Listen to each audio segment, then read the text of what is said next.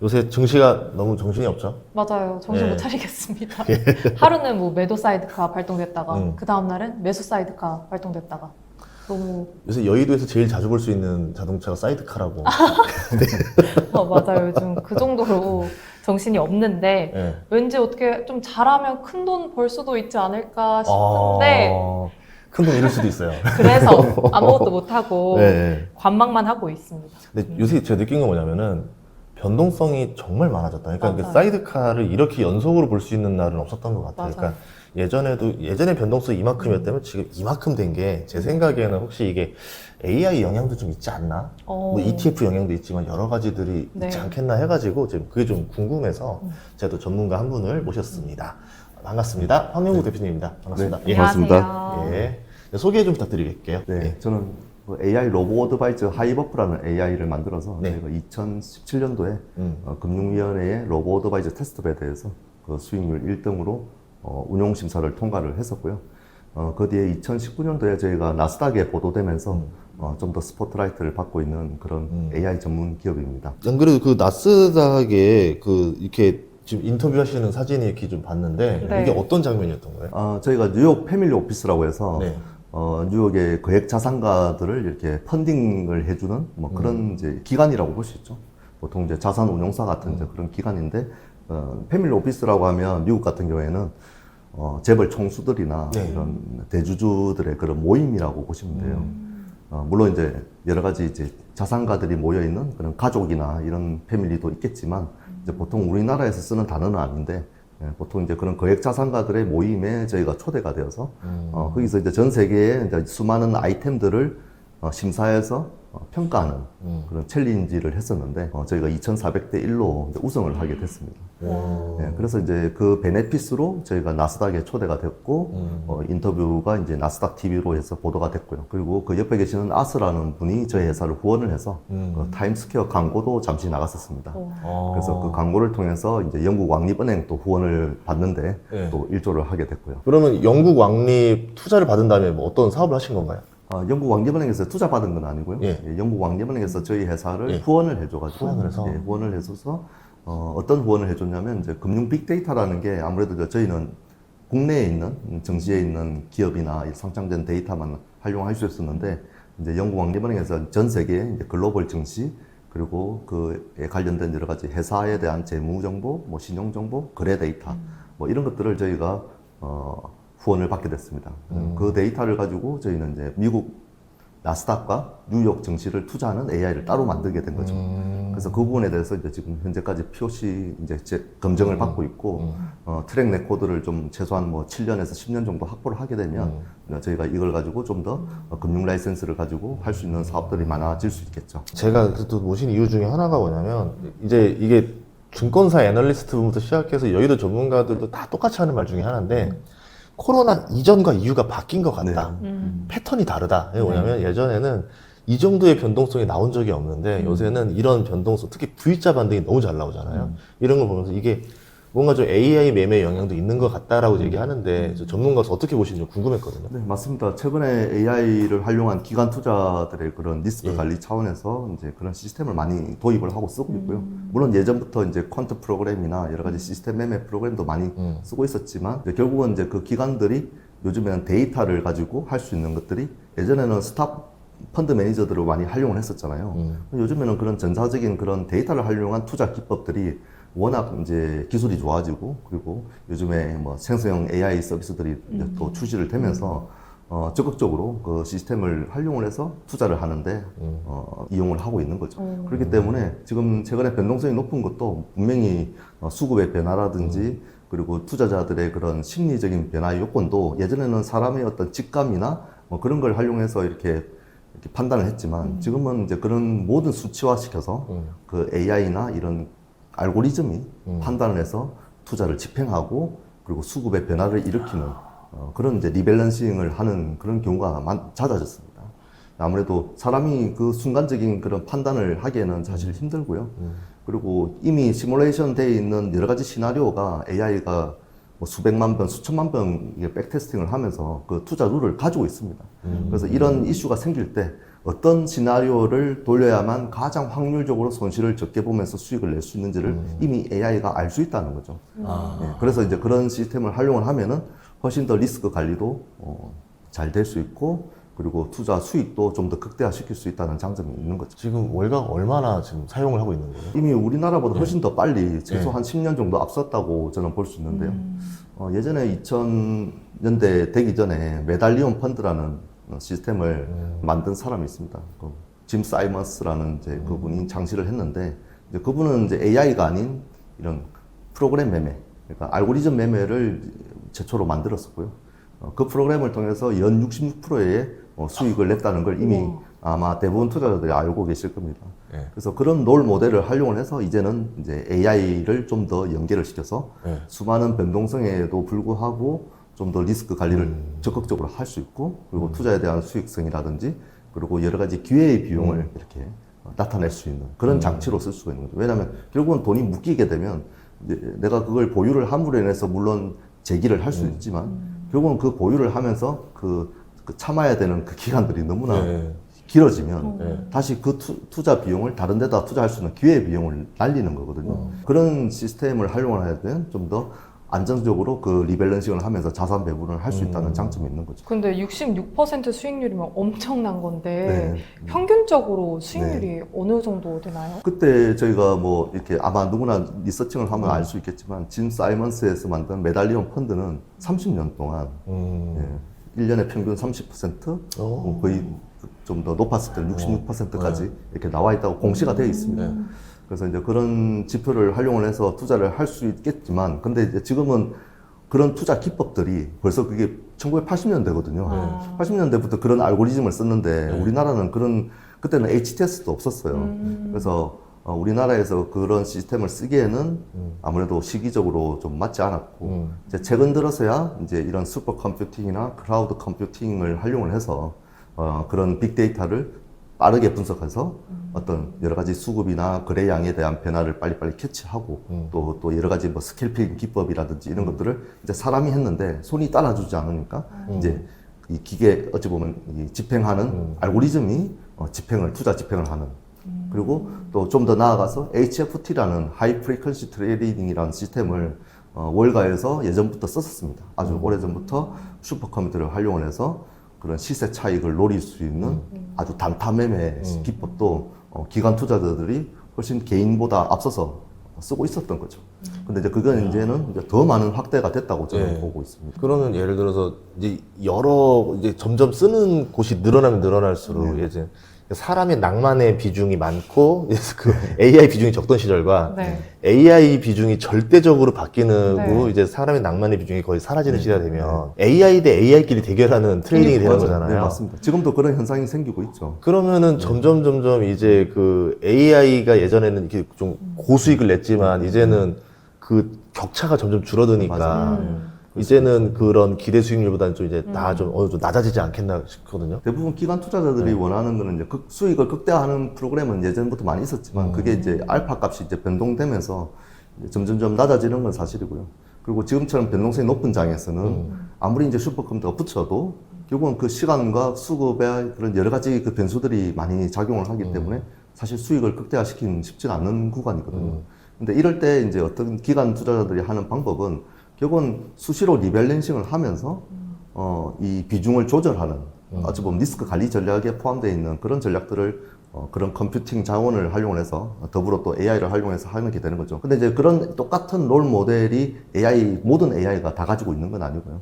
어떤 경우에는 뭐 스캘핑을 하는 AI가 있을 거고, HFT를 하는 AI가 있을 거고, 그리고 장기적인 AI가 있을 거고, 투자에 대한 그 AUM이 작은 AI가 있을 거고, 큰 AI가 있을 거고. 그래서 워낙 그 종류가 많기 때문에 AI와 AI가 동등한 위치에서 붙는다고 볼 수는 없는 거고요. 그 투자 성향이나 기관들의 어떤 투자 방법에 따라서도 달라지기 때문에 물론 이제 그 수많은 AI 중에 어떤 게 확실히 낫다라고 볼 수는 없지만 결국은 AI를 쓰게 됐을 경우에 사람이 미처 판단하지 못하는 영역, 그리고 버티는 영역들을 AI가 관리를 해준다라고 좀 리스크 관리 차원에서 받아주면 좀 좋을 것 같습니다. 근데 아무리 이렇게 AI가 발전해도 끝까지 낭만을 지키면서 이게 내 머리로 생각해서 할 거야 이렇게 하는 사람도 있을 거 아니에요. 지금 이 얘기가 뭔 스토리냐면요. 네. 옛날에 사이버 포뮬러라는 만화가 있었어요. 사이버 포뮬러. 이제 레이싱 게임을 하는데 네. 다 AI 같이 이제 자율적인 컴퓨팅 애가 하라는 대로 다 따라해서 운전을 하는 거야.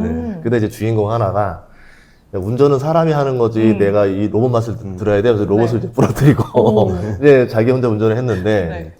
안 되는 거죠. 그래요? 시대가 바뀌어버린 거죠. 그래서 사이버 포뮬러인 거죠. 그래서 이제 거기서 나온 결론이 뭐였냐면은 AI와 이 사람이 얼마나 잘 조화롭게 이제 협업을 하면서 이제 운전을 해 나가냐로 이제 우승자가 결정해지는. 네. 예, 그러니까 이제 그거를 우리도 준비를 해야 되는 시기가 아닌가? 그럼 AI랑 네. 맞서 싸우기보다는 뭔가 활용을 해서 네. 뭔가 해야 되는 그러니까 그 만화 보셨죠? 네, 맞습니다. 나수라다 옛날에 그. 되게 유명한 뭐 네, 만화였잖아요. 그러면 뭐 AI를 활용해서 투자하는 방법이 있을까요? 물론 이제 요즘에는 이제 AI 툴이 워낙 많아지고 그리고 선택의 폭이 넓어진 건 사실이에요. 그리고 저희 나라에서도 2016년부터 로보 어드바이즈 테스트 베드를 시행하면서 이제 검증된 알고리즘을 그런 핀테크 업체들이 금융사를 조금씩 설립하고 또 이렇게 여러 가지 제품을 내놓으면서 시중에 많이 쓰고 있었죠. 근데 코로나 전에 이제 그런 로보 어드바이즈 업체들이 마케팅을 많이 했었습니다. 그래서 소액 투자자들이 어찌 보면 PB 서비스를 소액 투자자들이 받기 힘드니까 그런 로보 어드바이저를 통해서 소액 투자자들이 쓸 수 있었던 그런 베네핏이 있었는데 결국은 이제 소액 투자자들이 아무래도 기대 수익이 높지 않습니까? 1,000만 원 투자해서 뭐 100만 원 벌고 싶어 하는 사람이 많이 없을 거예요, 1년에. 그래서 아무래도 이제 기대 수익이 높다 보니까 이용률이 그렇게 대중화되진 않았다고 저는 생각을 합니다. 그래서 저희도 그런 업체 중에 한 개인데 결국은 이제 자기의 성향과 자기의 그런 기대 수익에 맞출 수 있는 알고리즘이야만 만족을 한다는 거죠. 근데 이제 그런 누구나 뭐 하이 리턴, 하이 리스크는 알고 있지만 심리는 그렇진 않거든요. 노 리스크, 네. 하이 리턴이거든요. 그렇죠. 그래서 사실 그거는 되게 물리적으로 불가능하지만 그 로우 리스크면서 뭐 중수익을 기대를 한다든지 이런 것들은 AI를 통해서 나의 성향을 좀 더 많이 커스텀을 하게 되면 사람이 하는 것보다 좀 스트레스를 없애면서 이런 투자를 할 수 있지 않을까 이런 생각이 들고요. 지금 시중에 있는 프로그램도 한번 체험을 해보시면 아시겠지만 내가 투자를 했을 때 관심을 가질 필요가 없다는 거죠. 왜냐하면 보통 투자를 한다는 거는 스트레스를 많이 받거든요. 내가 투자 종목도 골라야 되죠. 언제 투자를 해야 될지, 언제까지 이걸 보유를 해야 될지, 또 언제 매도를 해야 될지, 그리고 또 매도를 하고 나서 또 재투자는 또 어떻게 해야 될지. 뭐 그런 것까지 생각을 하면 사람이 해야 될 일이 의외로 많습니다. 투자가 간단한 것 같지만 많거든요. 근데 그 모든 중간의 과정들을 AI가 한다고 가정을 하면 사람의 결정은 그거죠. AI를 선택한다. 그리고 AI에 대한 나의 그 투자 성향을 입력한다. 그리고 자동으로 AI가 돌아가게끔 지켜본다. 그리고 수익이 나면 내가 회수를 한다. 그걸만 프로세스가 많이 줄어들고 내가 굳이 스트레스를 받으면서 보유를 하거나 모니터링 하거나 내가 잘못한 걸 또 복귀를 하거나 그리고 투자를 선택하기 위해서 여러 가지 고민을 할 필요도 없는 거고요. 그리고 무엇보다도 요즘에는 스터디를 할 필요가 없어요. 왜냐면 AI가 다 공부를 하고 AI가 다 이렇게 창의적으로 이렇게 활동하는 시대인데 왜 이때까지 우리가 투자에 대해서 그렇게 열심히 공부했을까? 그런 생각도 우연히 들 수도 있거든요. 저 지금 벌써 혹했거든요. 저는 주식 시작하자마자 이런 스트레스를 받고 있는데 AI를 잘 선택해야겠네요. 근데 수요 자체를, 주식 투자 수요를 보면은 인덱스 같이 그냥 S&P 500 지수에 투자하시는 분들 또는 이제 배당주 투자하시는 분들이 훨씬 더 많아요.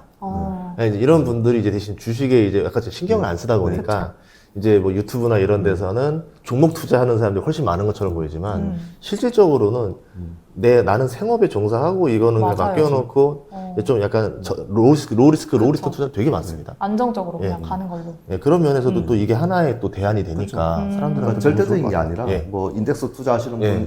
ETF 예. 하시는 분, 여러 가지 자문이나 일임 투자를 하시는 분도 있고 뭐 증권사에 나와 있는 랩 어카운트 서비스를 이용하시는 분 다양하죠. 성분 되게 다양하기 때문에 그걸 모두 다 경험할 수는 없지만 자기 성향이 맞다면 뭐 ETF도 해보고 인덱스도 해보고 그냥 비중을 나누는 거죠. 나의 전 재산이 얼마인데 이 중에서 한 10%는 뭐 인덱스 해보고 또 10%는 환율에도 해보고 뭐 부동산도 해보고 뭐 이러면서 이제 비중을 나눠서 하는 게 경험적으로 봤을 때 이제 모든 금융 상품이나 금융 투자 기법들을 뭐 알아가는 과정이라고 생각하고요. 그리고 절대적으로 AI가 뭐 신처럼 뭐 만능이 아닙니다. 음. 그래서 그렇기 때문에 AI를 선택한다고 해서 무조건 부자가 되는 것도 아니고요. 그리고 AI를 선택한다고 해서 모든 스트레스를 지울 수는 없지만 제가 방금 말씀드린 그런 과정을 AI가 좀 대신해 줄 수 있는 그런 베네핏이 있기 때문에 한 번쯤은 경험해봐야 된다는 저는 생각이 좀 하고 있습니다. 좀 더 딥하게 들어가서 이 AI 개발에 대해서 좀 듣고 싶거든요. 그러니까 이게 원리라던가 네. 이제 개발하셨던 그 스토리 좀 듣고 싶어요. 저희 하이버프 AI의 어떤 네. 가장 설계의 첫 번째 룰은요, 돈이 묶이지 않아야 된다는 겁니다. 그러니까 저희가 처음부터 PB 서비스를 대중화하기 위해서 소액 투자자를 위한 어떤 자산 관리 서비스를 지향해서 만든 거지 않습니까? 근데 소액 투자자들이 돈을 많이 못 버는 이유가 대부분 실제 생활에서 내가 돈이 3천만 원이 예를 들어서 있는데 이걸 뭐 주식을 샀지 않습니까? 근데 돈 3천만 밖에 없기 때문에 더 이상 투자를 할 수도 없어요. 그리고 그 3천만 원이 언제 또 필요할지 모릅니다. 내가 아플 수도 있고 자녀가 뭐 갑자기 뭐 대학을 갈 수도 있고 또 집을 이사할 수도 있고 여러 가지 그런 생활에 필요한 생계의 비용이 필요한데 그 생계를 하면서 투자를 한다는 게 쉽지가 않거든요. 그리고 투자했더라도 내가 보유를 오랫동안 할 수가 없습니다. 근데 대부분의 그런 금융상품이나 이런 것들은 돈을 무조건 장기적으로 맡기게끔 돼 있거든요. 그렇기 때문에 결국은 소액 투자들이 선택할 수 있는 거는 직접 투자일 수밖에 없다. 왜냐하면 직접 투자를 하면 내가 투자를 했다가 다시 중지하고 내가 회수를 할 수 있으니까. 하지만 직접 투자는 너무나 위험하지 않습니까? 내가 공부도 많이 해야 되고. 그래서 AI가 그 도움을 줄 수가 있다면 직접 투자를 AI가 할 수 있는 시스템이 바로 하이버프라는 시스템을 만들 수 있겠다라고 저는 생각을 했었고요. 그리고 AI가 저는 먼 미래를 예측할 수 있다고 생각하지 않습니다. 먼 미래를 예측한다면 그거는 바로 신이죠.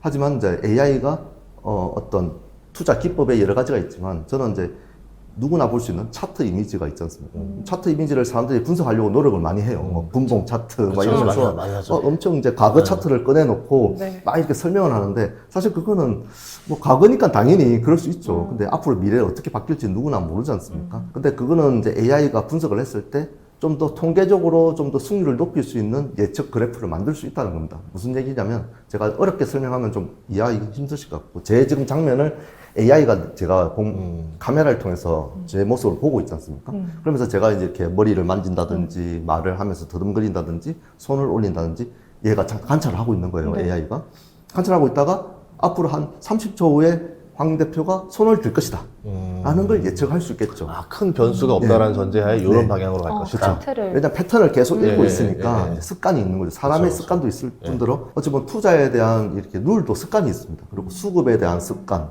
그리고 차트 이미지가 걸어갈 수 있는 거래량에 대한 습관을 AI가 좀 더 포착을 좀 해서 앞으로 그 CRNN이라는 알고리즘을 통해서 그러니까 어찌 보면 저희는 이제 이미지 분석 기술을 차트 이미지에 적용을 해서 앞으로 일어날 단기적인 차익 거래를 할 수 있는 그래프를 예상할 수 있는 거죠. 그런 걸 저희가 좀 특화를 시켜서 개발을 했고요.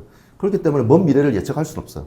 단지 이제 단기적으로 예측한 자료에 근거해서 투자를 집행을 하고 또 어느 정도 손익이 봤을 때 또 회수를 하는 거죠. 왜냐면 그게 오래 또 보유했다가는 예측이 또 안 될 수 있기 때문에.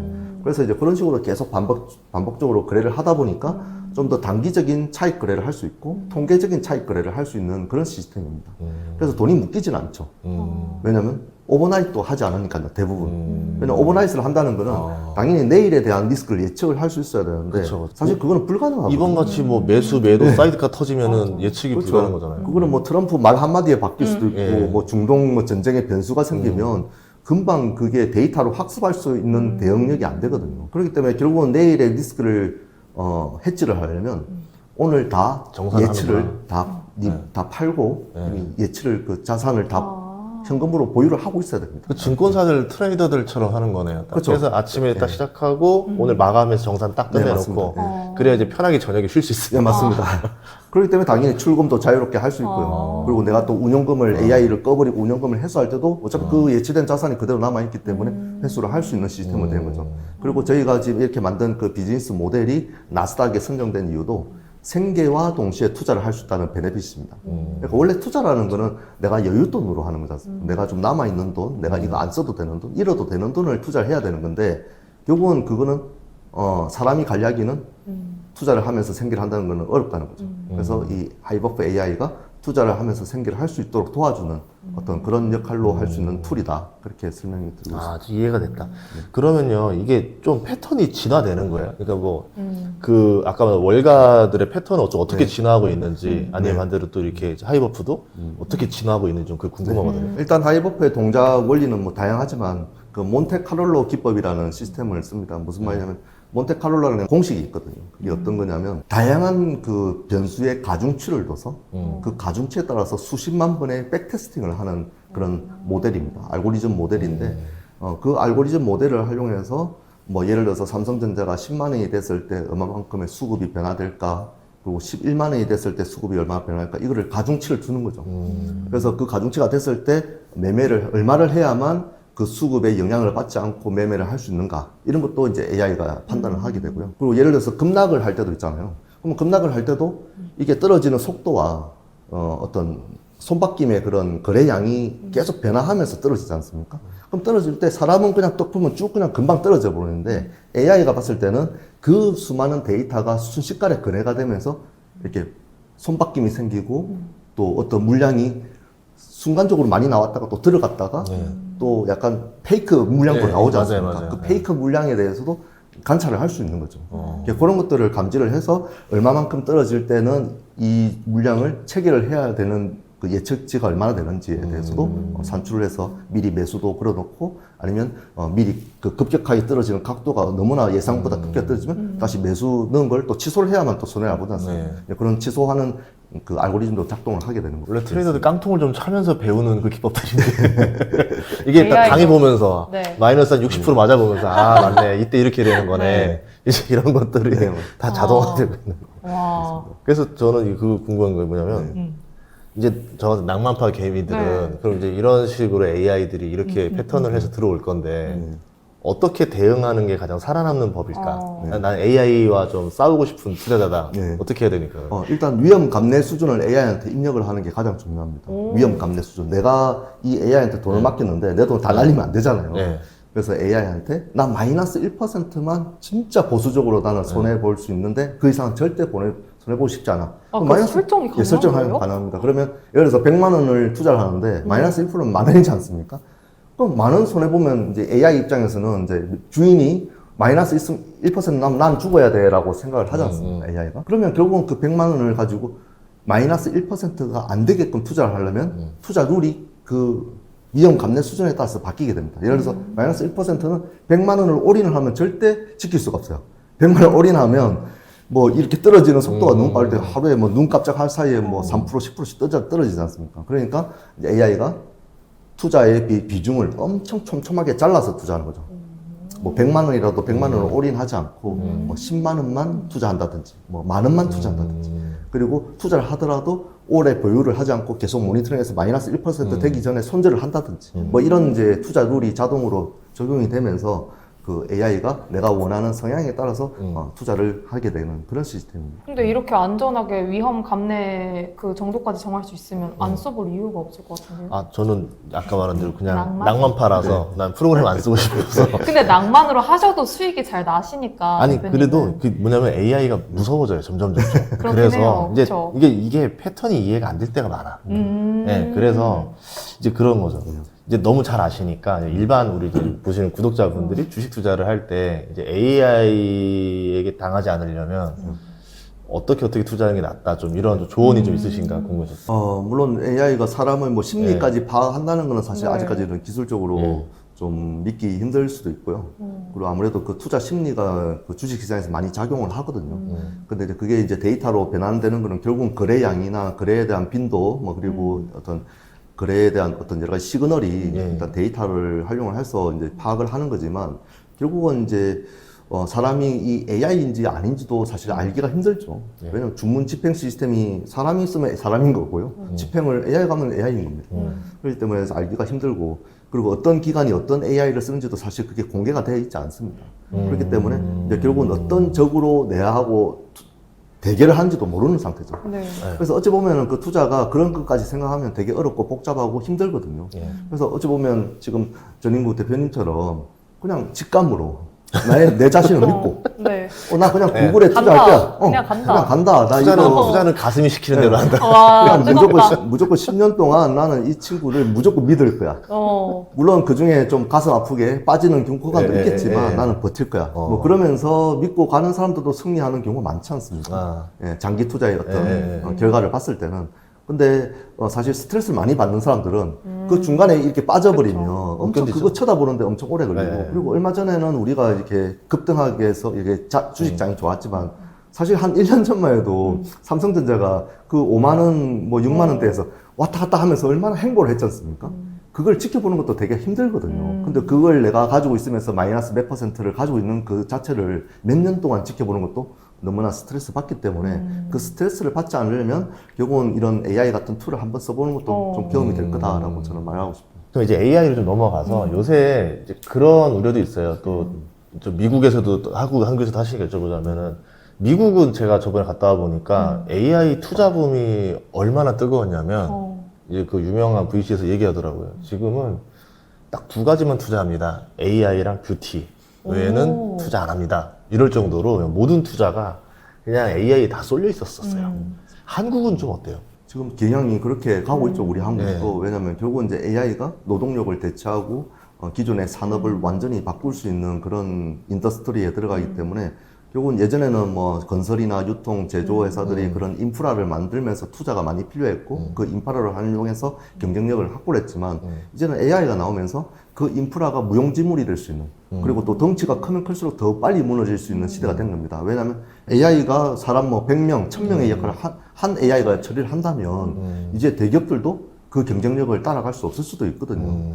그렇기 때문에 모든 산업을 통틀어서 AI가 절대적으로 필요한 시기고 그리고 꼭 AI라는 게 IT 산업이 아니라 이제 모든 직군에서 모두 활용을 해야만 경쟁력을 확보할 수 있는 그런 기술이기 때문에 지금 모든 나라에서 뭐 전시회 같은 거 하면 저도 많이 가보는데 그냥 AI밖에 없어요. 맞아요. 뭐 로봇도 좀 있지만 로봇 있고 AI 그다음에 자율주행차 그거 말고는 없습니다. 진짜 너무 이제 똑같은 기술만 내세우고 있고 그리고 돈에 몰리 있는 현상이 지금 AI에 급격하게 늘어나는 이유도 이건 지금 뭐 잘 살아가고 있는 회사들 예를 들어서 좀 극단적인 표현이지만 분필 만드는 회사라고 제가 예를 들게요. 분필 아직도 쓰고 있습니다. 아직 옛날 학교에서도. 근데 팔리긴 팔려요. 영업이익도 좀 나오고. 근데 그게 과연 AI 시대에서 그게 계속 성장을 할 수 있을 것이냐. 뭐 전자칠판도 지금 나와 있고, 그리고 이제는 그런 전자칠판 자체도 이제 학교가 어떻게 될지도 모르는데 AI를 통해서. 그래서 결국은 이제 그런 투자를 했던 그 투자자들도 이제는 아예 AI 쪽으로 돌아설 수밖에 없는 구조가 됐기 때문에 결국은 이제 AI로 몰리는 자금이 어마어마하게 될 것이다. 최근에 이제 저희 회사에도 그런 어떤 오퍼가 온 게 AI 회사에 투자하는 따로의 펀드가 있습니다. 오. AI를 투자하는, 그건 딴 데 투자 안 해요. 근데 그 펀드의 성격이 되게 돈을 자유롭게 쓸 수 있고, 뭔가 담보 없이 쓸 수 있는 그런 자금이라면, 뭐 AI 회사들이 워낙 연구개발비가 많이 들고 이렇게 하기 때문에 당연히 쓸 수밖에 없겠죠. 근데 그걸 써야만 결국은 이제 스케일업이 되니까, 그런 자금들을 많이 융통할 수 있게 되는 거죠. 하여튼 뭐 그런 투자자들이 많이 늘어났기 때문에 미국이나 지금 한국도 활발하게 투자에 대한 인더스트리가 그쪽으로 몰리고 있다고 보고 있습니다. 근데 또 한편에서는 너무 이 천문학적인 비용이 들어가니까 좀 거품이 꼈다. 네. 이런 AI 거품론도 있는데 네, 맞아요. 이제 현장에서 일하시는 대표님 보시기에 어떨까요? 네, 저도 거품을 많이 경험했죠. 2016년도에 알파고가 있었고요. 그렇죠. 그리고 2016년도 이후에 또 이제 챗GPT도 나오고 하면서 그럴 이제 이슈가 있을 때마다 이제 주가가 오르고 또 꺼지고 반복을 해왔습니다. 근데 AI라는 아이템이 워낙 광범위하고 범용으로 쓸 수 있기 때문에 뭔가 새로운 것들이 나오면 계속 거품이 생길 거예요. 왜냐면 뭐 예를 들어서 AI하고 로봇이 결합해서 이제 소방관이 불을 안 끄고 이제 로봇이 불을 끈다. 뭐 그런 뉴스가 나왔다. 그러면 이제 또 그때 또 뜨겠죠. 그리고 AI가 뭔가 신약 개발을 해서 뭔가 암 치료를 했다. 그럼 또 AI가 뜨겠죠. 그러니까 결국 그 앞으로 나올 시나리오들이 무궁무진하기 때문에 이러한 거품들은 계속 생겼다가 꺼졌다, 생겼다 꺼졌는데 오히려 다른 이때까지 있었던 그런 다른 이슈에 비해서 좀 더 그런 기간이 넓어지고 길어지지 않을까 그런 생각이 좀 듭니다. 우리는 어쨌든 저희는 AI와 이제 주식을 하다 보니까 그 네. AI 기업도 투자를 해야 되고 네. AI와 매매도 같이 이제 해야 되고 그니까 어떻게 친해져야 될지 눈 뜨면서 잘 때까지 AI와 그 살고 고민을 있거든요. 해봐야 예, 그래서 아마 주식 투자자분들이 AI에 관심 제일 많으니까 네. 또 우리 또 많이 또 깨닫는 시간이 된 것 같은데 음. 끝으로 하고 싶은 말씀 또 있으면 부탁드리겠습니다. 네, 지금 다 고민을 많이 하고 네. 있죠. 내 일자리가 없어지지 않을까, 내가 하는 일이 AI가 대체하지 않을까, 또 우리 자식들 AI 시대에 어떻게 지금 직업을 만들지, 무슨 공부를 해야 될지, 지금 되게 막연하고 힘든 시기를 보고 있을 거예요. 스트레스 많이 받으실 거예요. 뭔가 안 하면 안 될 것 같은. 그래서 저는 그런 분들한테 드리고 싶은 거는 AI에 대한 경험치를 늘리라고 말씀드리고 싶어요. 뭐 예를 들어서 챗GPT가 지금 만든 지 지금 한 5년 정도 됐는데 투자 금액이 85조 정도 투자를 했거든요. 챗GPT 하나 만드는데 85조가 투자한 거예요.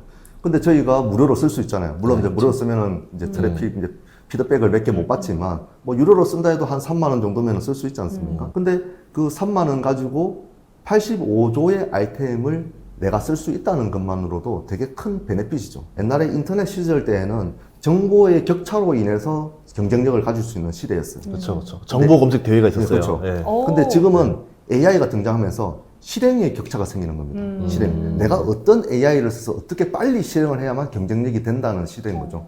그래서 내가 이제는 일을 하는 시대가 아니고 일을 지시를 해서 AI를 통해서 내가 경쟁력을 확보하는 시대거든요. 그러면 결국은 AI에 대한 경험치를 늘려야만 내가 어떤 AI가 내한테 맞고 내 일에 도움이 되고 또 이 AI가 내 대신 일을 할 수 있는지를 빨리 찾으셔야 된다는 거죠.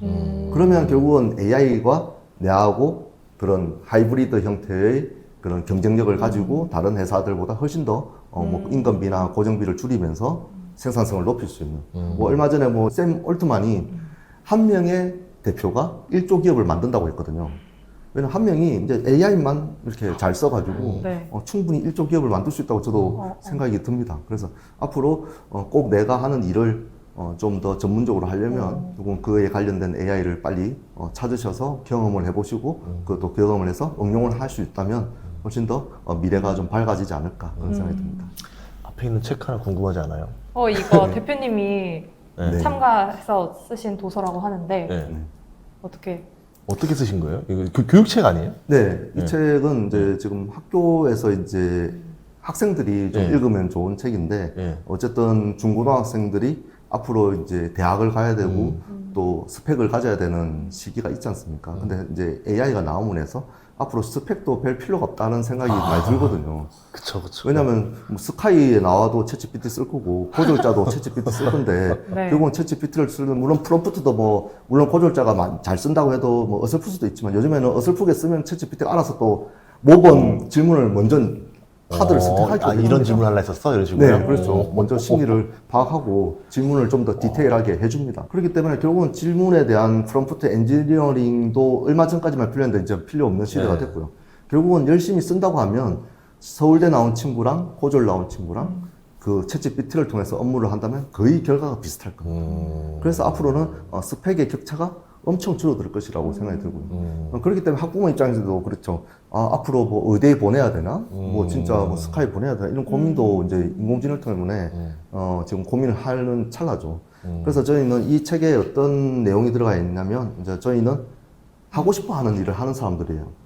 여기에 한 5명의 스타트업 대표가 있는데 이분들은 스펙이나 자기의 어떤 능력과 그런 자본과 이런 네트워킹이 없어도 무조건 내가 하고 싶은 일을 하는 거예요. 근데 내가 하고 싶은 일을 하는데 그게 집중이 되고 그게 좀 전문성을 가지게 되면 결국은 성공한다는 공식이 이제 이런 약간 사례로 이제 나온 그런 책인데 한번 읽어보시면 좀 도움이 될 것 같아요. 왜냐하면 지금 살아가는 사람들의 앞으로의 경쟁력, 그 미래는 결국은 내가 하고 싶은 일을 해야만 잘 된다는 거죠. 근데 그거를 AI가 도와줄 수 있다면 더 잘 될 수 있다는 그런 좀 긍정적으로 미래를 보고 그런 이제 서술을 한 책이라고 보면 됩니다. 요즘엔 뭘 하든 결국엔 AI 공부도 같이 해야 되는 시대가 된 것 같아요. 진짜 공부할 거 또 생겼네. 정말 훌륭한 무기가 된 거예요. 네. 정말 예전에는 AI가 없었다면은 그냥 배경 지식으로 그냥 다 갖고 있어야 되는 잡학사전, 우리 예전에 알쓸신잡처럼 그렇죠, 네. 그렇죠. 이제 만물 박사들이 인기를 얻는 시절이었는데 이제 다 각자 만물 박사가 다 자기 핸드폰 할 수 있는데 뭐 네. 그렇죠.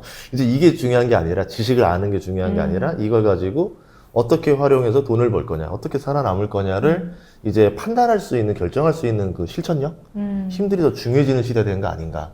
그렇게 되면 어떻게 보면 인간과 인간이 가졌던 그 어떤 가지고 있었던 차이. 기본적인 컨텐츠의 차가 많이 줄어들었고 결국은 이제 얼마나 도전한 열정과 열의와 그 움직임이 기회로 바뀌지 않겠나 맞아요. 생각이 듭니다.